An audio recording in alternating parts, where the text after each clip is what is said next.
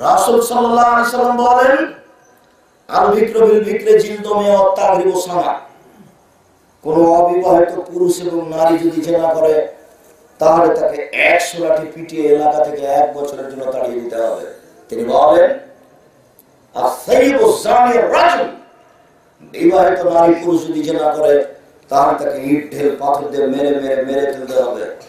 এদেশের লাখো ভাবিকে ইট ঢেল পাথর দিয়ে মেরে ফেলতে হবে যারা দেবরের সাথে জিনায় লিপ্ত হয়েছে।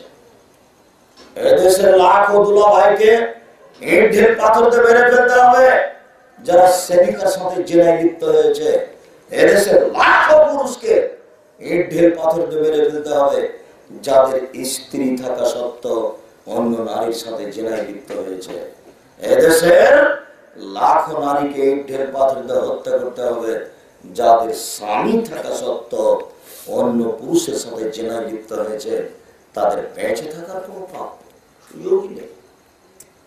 বিবাহ করার পরে জিনায় লিপ্ত হলে তাদের বেঁচে থাকার কোনো সুযোগই নেই। তাদের বেঁচে থাকার কোনো সুযোগই নেই।